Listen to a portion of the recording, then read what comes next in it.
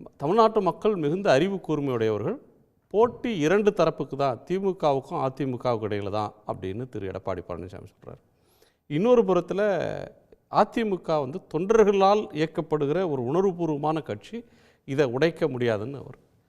மறுமுனையில் முதலமைச்சர் முதலீட்டுகளை ஈர்ப்பதற்கான பயணத்தை முடித்துவிட்டு வருகிற போது எதிர்க்கட்சி தலைவருடைய விமர்சனத்துக்கு பதில் சொல்கிறார். துணை முதலமைச்சர் திரு உதயநிதி ஸ்டாலின் அதிமுகவே ஆம்புலன்ஸில் போகக்கூடிய கட்டத்துக்கு மக்கள் அனுப்புவாங்கன்னு சொல்கிறார்.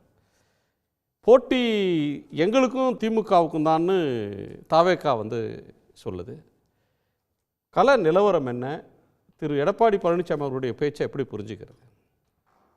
திரு எடப்பாடி பழனிசாமி ஒரு பதட்டத்தில் இருக்காருங்கிறது அவருடைய பேச்சில் புரியுது. பார்த்துங்க, உடைக்க முடியாதுன்னு இப்போ சொல்ல வேண்டிய அவசியம் எங்கிருந்து வருது?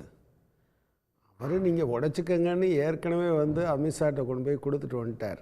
அமித்ஷா இங்கே தமிழ்நாட்டுக்கு வருகிற போது என்னை நீங்கள் உடைச்சிக்கங்க, எங்கள் கட்சியை உடைச்சிக்கங்க அப்படின்னு சொல்லிட்டார். அதுக்கு பின்னால் நீங்கள் தற்போது செங்கோட்டையன் அவர் அதற்கான முயற்சியில் இப்போ ஈடுபட்டுருக்காருங்கிறத பார்க்க முடியுது. எனவே அவர் இப்போது அவருக்கு தேவை அவங்களுடைய கட்சியை உற்சாகப்படுத்த வேண்டிய அவசியம் இருக்குது. ஒன்றா தான் இருக்காங்கன்னு சொல்ல வேண்டிய அவசியம் இருக்குது. பட் இந்தியாவில் இந்த மாதிரி ஒவ்வொரு கட்சியும், இப்போ நீங்கள் பிஆர்எஸ் அதுலேருந்து கவிதா ஒரு சந்திரசேகர ராவுடைய மகள் அதிலேருந்து வெளியேற்றப்பட்டிருக்கார். அவர் என்ன சொன்னார்னா, எங்கள் கட்சியை பாஜகவோட இணைக்கிறதுக்கு ஒரு முயற்சி நடக்குதுன்னு சொன்னார். ஸோ நீங்கள் அவர் தொடர்ச்சியாக அப்படியே நீங்கள் காஷ்மீர் வர பார்த்தீங்க அப்படின்னு சொன்னால், அவங்க பாஜக யாருடனெல்லாம் சேர்ந்தார்களோ அந்த கட்சியை உடைத்திருக்கிறார்கள் அல்லது முழுவதுமாக விழுங்கி இருக்கிறார்கள். எனவே திரு எடப்பாடி பழனிசாமி அவர் சொன்னது, இப்போ 2 விஷயம் இருக்குது. இவரோட கூட்டணின்னு சொல்லிட்டு இந்த கட்சியில் இருக்கக்கூடிய ஒருத்தர் இவருக்கு எதிராக பேசுகிறார், அவரை அவங்க பாஜக தனியாக சந்திக்குது. இந்த விஷயத்தையெல்லாம் பார்த்தா நிச்சயமாக அவருக்கு தெரியும் என்ன வாட் இஸ் இன் ஸ்டோர் அப்படிங்கிறது அவருக்கு தெரியுது. எனவே அவர் தன்னைத்தானே தைரியப்படுத்தி கொள்வதற்காக இதை சொல்கிறார் என்று தான் நான் நினைக்கிறேன்.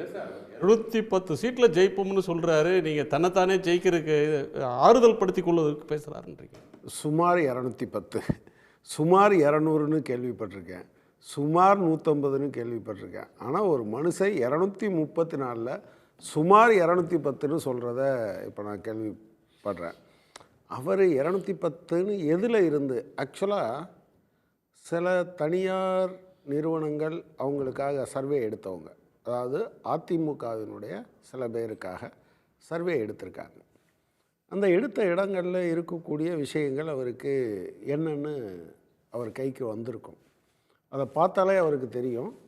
அநேகமாக இதுவரை அவங்க எடுத்த இடத்துல எல்லாத்துலேயும் அவங்க பல இடங்களில் ஏற்கனவே இருந்ததிலிருந்து, அதாவது நாடாளுமன்ற தேர்தலில் அவர்கள் அப்போ கூட ஒரு பகுதி சிறுபான்மை மக்களுக்கு ஒரு சின்ன நம்பிக்கை இருந்தது. இப்போ வெளியேறிட்டாங்க, இப்போ அவங்களோட பிஜேபியோடு இல்லை, எனவே ஏதாவது நமக்கு ஒரு நல்ல சிக்னல் கிடச்சிருக்கு, உடனடியாக முடிவெடுக்க வேண்டாம், பிறகு பார்க்கலான் இருந்தவங்க உறுதியாக இம்முறை அவரோடு இருக்க போவதில்லை என்று. அதே போல் அதிமுகவில் இருந்த ஒரு கணிசமான பகுதியினர் அவங்க சாதாரணமாக திமுகவை ஆதரிக்கிறவங்க இல்லை. ஆனால் ஒரு மதச்சார்பற்ற ஒரு கல்ச்சர் இருக்கு இல்லையா தமிழ்நாட்டு, அதில் ஊறிப்போன ஒரு பகுதி. நாங்கள் அதிமுகவில் தான் இருப்போம், ஆனால் பிஜேபிக்கு ஓட்டு போட மாட்டோம். அதை ரொம்ப திரு எடப்பாடி பழனிசாமி அவர்கள் ரொம்ப தூரம் கட்சியை இழுத்துட்டு போகிறாரு, இது நல்லதுக்கு இல்லை. எனவே தேவைன்னா நாங்கள் கட்சி மாற மாட்டோமே தவிர ஒருவேளை அதிமுகவுக்கே ஓட்டு போடணுமாங்கிறது எங்களுக்கு ஒரு சந்தேகமாக இருக்குது. அவர் இவ்வளோ தூரம் பல விஷயங்களில் ஒன்றிய அரசாங்கம் தமிழ்நாட்டை வஞ்சிக்கிற போதெல்லாம் அது குறித்து பேச மறுக்கிறார் என்று அவங்க சொல்கிறாங்க. எனவே அடிப்படையில் திரு எடப்பாடி பழனிசாமி அவர்கள் தன்னைத்தானே தேற்றிக்கொள்வதற்கான ஒரு முயற்சியில் தான் ஈடுபட்டிருக்கார். இன்னொரு விஷயம் இப்போ அவருக்கு என்ன இருக்குது அப்படின்னா, அவர் அவங்க கட்சியிலேருந்து வெளியேறுகிறவர்கள் இதோடு நின்று போய்விடும் என்று தெரியலை. அது அடுத்தடுத்து வரும் போல தெரியுது. இந்த பதட்டத்திலேயே அவர் வேறு சில தலைவர்களையும் அவர் டீல் பண்ணுற முறை வந்து வித்தியாசமாக இருக்குன்னு சொல்கிறாங்க. எனவே என்ன காரணத்துக்காக தமிழ்நாட்டு மக்கள் திரு எடப்பாடி பழனிசாமி அவர்களுக்கு வாக்களிக்க வேண்டும் என்று ஏதாவது எங்கேயாவது சொல்கிறாரா? இந்த காரணம் நாங்கள் இந்த காலத்தில் ஆட்சியின் மீது விமர்சனங்களை வைக்கிறாரு. நாங்கள் வந்தால் என்னென்ன செய்வோம்னு சில வாக்குறுதிகளை தர்றாரு.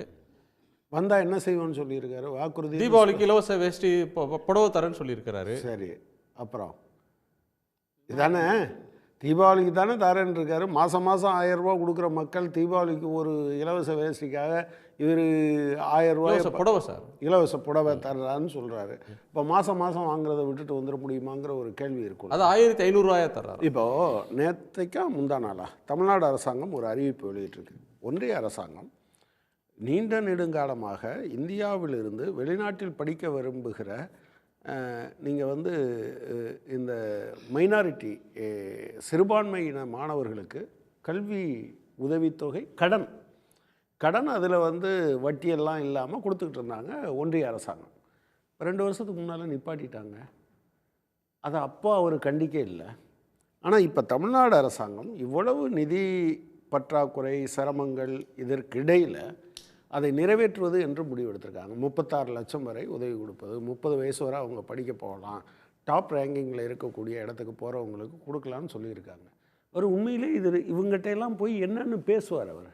விவசாயிகள் போராட்டம் நடந்தபோது இந்தியா முதல் முறையாக நரேந்திர மோடியை ஓராண்டு காலம் போராடி விவசாயிகள் தோற்கடித்த விஷயத்தில் இவர் வந்து விவசாயிகள் பக்கம் நிற்கல, நரேந்திர மோடி பக்கம் நின்னார். எப்படி ஆதரிப்பாங்க? பெட்ரோல் டீசல் விலை சர்வதேச சந்தையில் கச்சா எண்ணெய் குறையும் போதெல்லாம் குறைக்காமல் இருக்காங்க. அதை பற்றி என்றைக்குமே இவர் வாய் திறந்து பேசுனது இல்லையே. என்ன விஷயத்துக்காக இவருக்கு போடணும்? ஒரு புடவை தருவாருங்கிறதுக்காகவா? அதைத்தான் இப்போயே கொடுத்துக்கிட்டு இருக்காரு. ஒவ்வொரு கூட்டத்துக்கும் காசு கொடுத்துக்கிட்டு தானே இருக்கார். அது ஒரு பெரிய பிரச்சனை இல்லையே.